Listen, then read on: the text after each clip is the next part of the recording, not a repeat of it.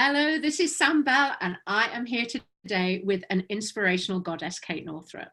As an entrepreneur, best-selling author, speaker, and mother of two beautiful daughters, Kate has built a multimedia digital empire with her husband, Mike. Their company reaches hundreds of thousands of people globally, and they are committed to supporting ambitious women to light up the world without burning themselves out in the process. Kate is the author of Money, A Love Story, and I've asked her to chat with us today about her new book, Do Less, a revolutionary approach to time and energy management for busy moms. Now, I personally believe this is a paradigm-shifting blueprint that relieves us of the pressure patriarchal society places upon us to be who and what we should be. Kate, welcome. And thank you so much for joining us. Absolutely. I'm thrilled to be here. Oh, now back in 2017, Kate, I was privileged to be one of your original charter members for the Origin Collective. Yes. I know. And I was so excited at that time because you opened that community building something from scratch, right? Yeah. And I watched this journey unfold before my very eyes. So before we get into some of the amazing content of the book, can you maybe share with us just what inspired you to write this oracle? Well, it was my own experience becoming a mother and also being a daughter and understanding my own experience of the pull between work and family and our career and the people who we love and wanting a different model. And so since I haven't really seen that much of a different model, I thought I would create one. Oh, and you have. I mean, as I say, I personally believe this book is paradigm shifting and it relieves us of the pressures that patriarchal society places upon women and men. And men. Yeah, to be who and what we should be. Can you maybe just share with us a little of your insight about male and female energy and how this relates to the patriarchal society women are expected to fit into? Yeah. So, I don't know how much of the sort of conversation around masculine and feminine energy is inherent in us and how much of it is colored by the patriarchy. So I just want to say that to begin with and to say that there are these two energies running through all of us and running through the world. And one of them is more of an outward energy and one of them is more of an inward energy. And it's the yin and the yang. I mean, it's, ancient Chinese philosophy has talked about this for many, many, many thousands of years. So this idea that the feminine is, the feminine energy, by the way, this is in men and women, is more experiential, more process-oriented, more receptive, more inward, and that the masculine energy is more linear, result-oriented, more action-oriented, and more out. And so both of them are great. We need both of them. And in our patriarchal society, only the masculine energy has been celebrated as good. And so that which embodies the feminine has been identified as being weak. And they're actually both equally powerful in different ways. And so when we talk about for men and women changing our relationship to our work, it's just really important to know that the things we automatically associate with valuable and being valuable in our society are typically masculine energy traits because we've all been drinking the water that celebrates those things as being valuable. But it doesn't mean that all the other things that are the feminine energy traits are not equally as valuable and powerful. We just have to retrain ourselves to embrace them. Mm-hmm. I love that, drinking the water. I love that phrase. I mean, I've integrated many of your theories into my day-to-day life, and I even use them as tools in my coaching practice, which I know that I've mentioned to you previously. Yeah. And I'm president of the Calgary Holistic Chamber of Commerce, which is an amazing group of entrepreneurs and business owners. But many of our members are women, and they're balancing motherhood and business. And over again, I hear them say, I'm just so busy, and yes, I'm meant to do that, and oh my goodness, I'm just feeling so overwhelmed at the moment. And in fact, I've heard this in so many of my circles of late, and I just wonder if reading your book, the part one is a lot of the theory, and then that part two, it actually contains 14 experiments. And I'm wondering, which one would you think we should implement as maybe as a group to get us started on the Do Less journey to freedom? Yeah. So I think all the experiments are powerful, and I hear from women every day who've implemented them, different ones, and had huge results. However, the one I like to start with is the one on identifying your vital few. And that really takes the 80-20 rule, which is that 80% of our results will come from 20% of our actions. And then identifying what are the actions that give you 80% of the results, and then prioritizing those actions, and over time letting go all of the things that aren't those things. So in my own business, I figured out what my vital few were, and they are creating content and connecting with people. And so basically, as a mother of two young children, living in Maine, on any given day, either one of my kids is homesick or there's a snow day. So it's like there's just like always going to be, I don't know. It just always seems like I suddenly don't have childcare. And so on those days, or on a day where I'm feeling foggy or I'm traveling or whatever, it's very easy to identify, okay, this is what needs to get done. And then I can very easily let myself off the hook for everything else, because I know that if I prioritize this 20%, it'll take care of 80% of the rest of the stuff, and the rest of it doesn't matter. Got it. Perfect. I mean, one of the theories that I love personally is the lunar cycle. Mm-hmm. And, and when I mention this, I actually use this in my work coaching daughters who have difficult relationships with their mums, or even toxic relationships. And that we're all tend to be the overachievers. We're wanting to please. We're trying to be everything to everybody. And we're empaths, so we take on so much of other people's overwhelm and other people's business, and including our children.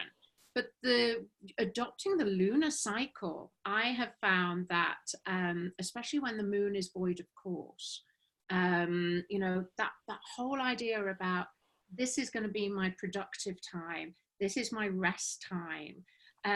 Could you just talk us a little bit about that cycle? And maybe people hear me talk about the upward spiral, but hearing it from you might just pin it down for them. Yeah, sure. So, we are all cyclical beings, as women in particular. Our hormones cycle on a 28-day-ish, very predictable cycle for most women. Now, of course, there's so many reasons why you might not have a cycle. You might be pregnant, you might be nursing, you might be past menopause, you might have amenorrhea, it might be irregular because of PCOS. I mean, there's so many things, right?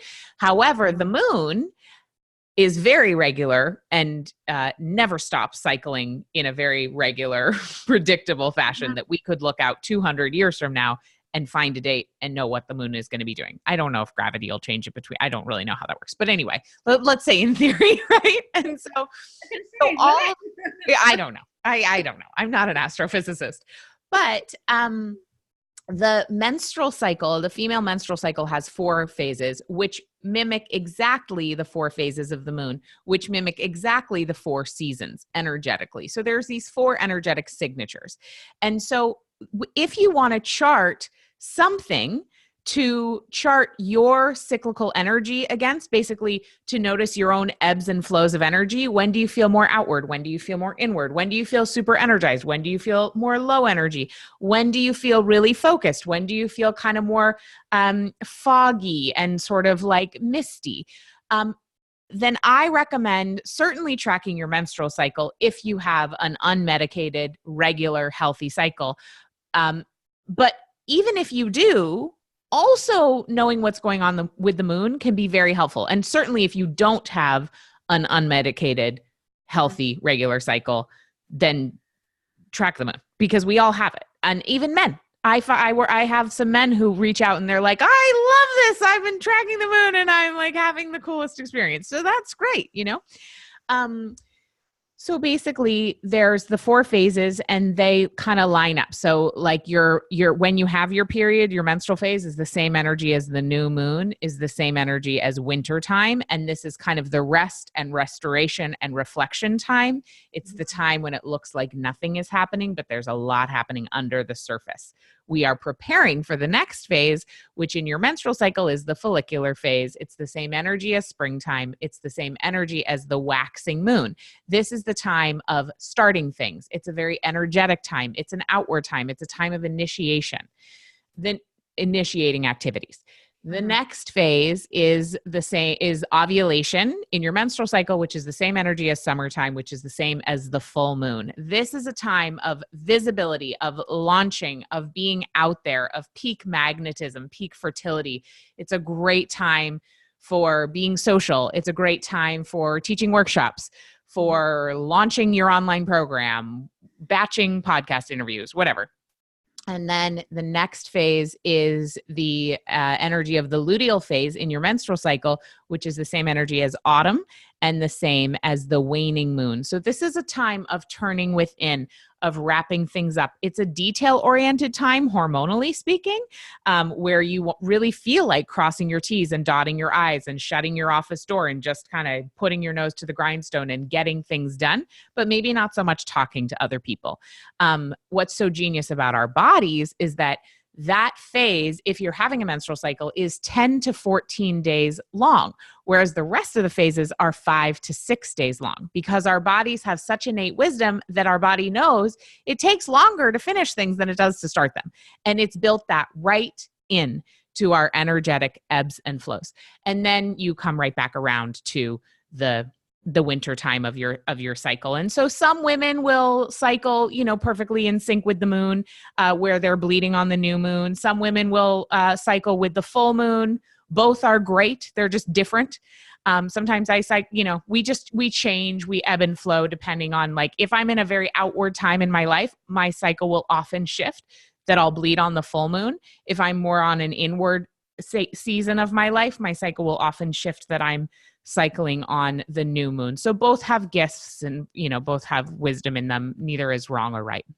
Okay. And one of the things that I read in your book was about that difference between men and women and the time of the cycle. Could you maybe? Yeah. So men's hormones cycle every 24 hours. Yeah. So men have a predictable experience of cyclical energy every 24 hours.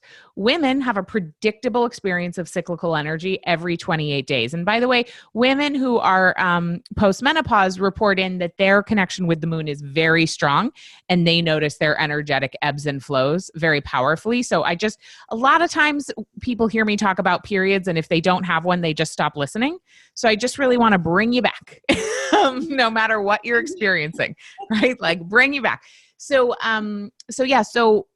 of course, we live in a world that is set up for every 24 hours being the exact same, which serves men really well. Mm-hmm. It does not really serve women and other people who have periods or who are cyclical in that way, more lunar energy. The feminine is more lunar. The masculine is solar.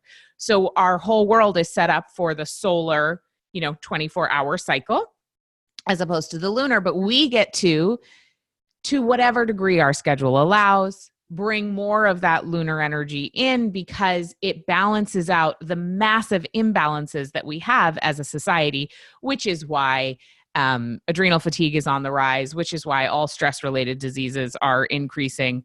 I could get into all the health stuff, but we're seriously imbalanced. And so bringing in that lunar energy, even if it was only having in your Google Calendar the new moon and the full moon and noting on that day, oh, today's a new moon. It's a time of new beginnings. And on the full moon, oh, today's a full moon.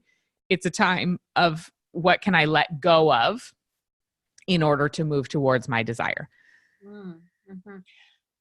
Just something that's come up. I hadn't even considered this question, but I mean, I'm all about, the divine feminine, and that's that balance of male and female energy. And thinking about the men being solar energy, that solar cycle, and the women being the lunar cycle, is there ever going to be the possibility of us having that balance? Can men adopt that lunar cycle? If they're orientated to be in that solar cycle. I think that what's important for all of us is finding the mix of masculine and feminine energies within each of ourselves, which will heal our society. So I don't know that it's about men becoming more like women or women becoming more like men. I think it's about finding the dance within each of us. So I know women who absolutely could use more masculine energy. I know men who could use more masculine energy. And then I know men and women who could both use more feminine energy. And so it's about finding it, I think, within ourselves. And I really do believe, like, with what's happening, with the breakdown of toxic masculinity, that is the feminine rising in men, and us not forcing, but causing a healing. So yes, I do believe that we can come into balance. I do believe that's what's happening right now. And all of the structures and systems falling down around the world is disturbing, and yet I think a good sign. Yeah, I could spend hours talking to you about this. I really could. So for our men in Holistic Chamber, what advice would you give them with regards to tuning into that lunar cycle? And also then I'm thinking about, using that 80-20 rule. How can we combine those two? Yeah. I mean, when would be the best time for us to start this project, for instance? Yeah. So, I mean, ideally, the time to start any project is on a new moon. It's a little bit more complicated than that. If you talk to Jennifer Rasiopi, my friend who teaches lunar logic, anyway, I'm oversimplifying because I'm not an astrologer, but basically, energetically speaking, the time to start is on a new moon because it's at the dark of the moon, and the moon is about to get brighter and brighter and bigger and bigger. So if you think about your project metaphorically, think about it as starting out as a nothing and then getting brighter and brighter and bigger and bigger. And then when you want to incorporate that energy, I think what's really important is building in a pause on purpose. So, for example, with my book launch of Do Less, I knew that the book was going to be coming out April 2nd. I knew that there was a significant ramp up period of the pre-order period. And I knew that there was going to be a large launch window lasting 1 to 2 months where I was going to be out a lot. And then I built in an ebb in my schedule in June because I knew that if I did not set boundaries around a week or two to kind of come back to center with my family and rest and not be so scheduled, that I would inevitably burn out. And so what we need to do is look at what are these 4 different types of energy and how can we apply them to our projects so that we're building in rest time appropriately and we're not overdoing it. Because when we overdo it, not only do we get physically sick, also our projects suffer because they end up lacking depth, and they end up when you come across somebody who's just churning things out over and over and over again, there are more mistakes. It's just like customer service issues. There's operational stuff that falls apart. I know we've all known entrepreneurs who are just massively overdoing it, and they start to let down their customers, they start to let down their stakeholders, their families, and obviously themselves. And so the more I have built in time for that pause, that wintertime season of all my projects in business, the more powerful my work has become and the more money we make. So it seems counterintuitive that the more pause you do, the more money you'll make. But I have found this to be the case because when we're harried and running and constantly super busy, we do not make good decisions. No. Mm-hmm. And we need that space to access our creativity and access our wisdom and access our best decision making. Oh, yeah. I'd love to keep you posted on how our project Please goes. do. I will. Now, turning to my own coaching business, which, my passion is empowering daughters who have difficult or even toxic relationships with their mothers. And one of the greatest fears my clients express to me is their fear of repeating the cycle with their own daughters or sons. What wisdom would you like to share with these women today? Yeah. So the fact that you're even asking about whether or not you're going to repeat the cycle means you're not. So don't worry about it so much. That's number one. Yeah. I really think any amount of consciousness shifts the cycle. Also, Mhm. I'm a big believer that doing our own healing work, so focusing in on ourselves, is the work. So when we heal that child part of ourselves that was disappointed, that was traumatized, whatever, I do believe we are healing 7 generations back and 7 generations forward. So our children, I know this for myself, Penelope, my 4-year-old, does not listen to what I say. She copies what I do, right? So it's so much more important that I do my inner work so that I am not unconsciously modeling sick behavior. And because I can try to model something new for her all I want, but if I've not done the inner work with therapy, journaling, reading, whatever, meditation, all the things that we do, if I haven't done that work, I'm definitely going to unconsciously keep playing out the old patterns. So just do that inner work. And that means questioning yourself and just saying like, wow, I think about this with my kids. I'm like, oh, am I being present right now or am I being distracted? And sometimes I'm being distracted and I'm tired and it's fine. Like I'm not expecting myself to be super perfect, but any amount that I can come back to, okay, what's happening inside my body? Why is it that I want to pop out of this moment? Why is it that, they're driving me crazy and I want to escape? And when I can be with that and breathe into it, then I know my presence is felt, because that's what our kids want, for us to be present. And again, if you're asking the question, how can I not repeat this pattern? You're already not repeating the pattern. Beautiful. Thank you. And I know that I'm cognizant of our time together, but just another question here, Kate, while I have you as my captive audience. Um, Mothers, the reason that I do this work was that for the longest time I condemned my own mother, but then as I started to uncover and heal the healing that you talk about, I realized that she was the product of patriarchy, and she was this woman who was expected to be everything that society wanted her to be, you know. Could you maybe speak to that a little bit in relation to the book? I know that you talked slightly. Yeah. Yeah. So, this book was largely born out of being my mom's daughter, and then sort of taking what I experienced as a child, taking what I witnessed her experience as a woman, and alchemizing that into something else. And I do know something for sure. Blaming the people in our lives for our own experience keeps us stuck, because that is straight up victim. And it's just harming ourselves. And so anytime, I find myself wanting it to have been different or something, like, I think that can coexist with also a knowledge that, while I don't actually believe everyone did the best that they can, I believe some people did not do the best that they can. My mother did the best she could, for sure. And so, and there have been other circumstances in my life where I know the person didn't. And that's, that is what it is. But I do know for sure that holding them hostage to that is holding myself hostage, and that it feels so much better to let it go and do my own work and just say like, okay, well, they set me up with these circumstances. What am I going to do with them? What's the opportunity here? And, easier said than done, but I think it takes internal work, and I think it takes time to be able to let people off the hook and just say like, okay, moving on.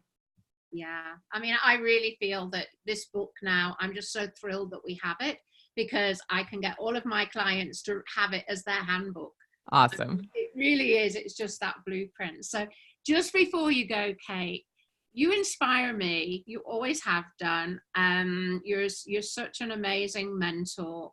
But before I let you go, just what or who inspires you? Oh my goodness. So many people inspire me.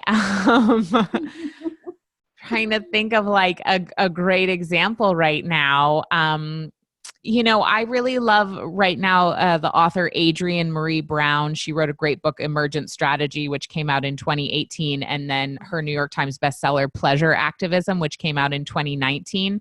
I'm just so inspired by how she's bringing the concepts of spirituality and feeling good and pleasure to the space of social justice work, which is typically, a very heavy space.